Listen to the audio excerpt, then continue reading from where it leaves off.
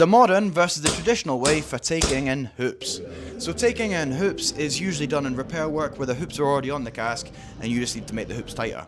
So we're going to explain this with an end hoop as it's easier than explaining on a belly and a quarter. I'll explain that on a later on video. So to take it in, the end hoop in a traditional fashion, you come over to your bick iron, you grab your hammer and your punch, and you punch the old rivets out. Once the old rivets are out, you're then going to move the rivets over one hole. So I'm going to try and explain this clearly so it makes sense. So the old rivets are out, you're then going to move the rivet over one hole, so literally side by side next to the old holes, and that is going to take in the end hoop enough to tighten it. If you took it in more than that, it could potentially bow the head, and if you didn't take it in enough, then the hoop wouldn't be tight at all. So just one hole is enough.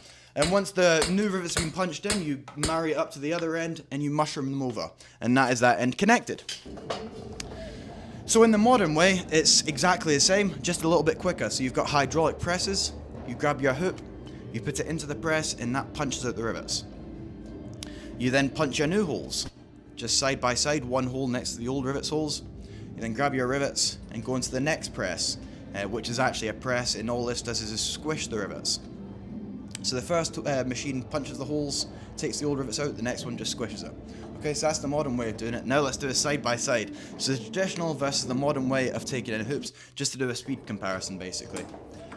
So I work in a small cooperage by myself, and I mainly make casks, meaning I've shown you how to do new hoops and stuff like that, but when you're doing repair work and stuff like that, especially on barrels, where each barrel has 6 hoops on it, and in a modern cooperage, you're repairing between about 30 and 50 casks a day, so that's a lot of hoops you're passing through your hands every day.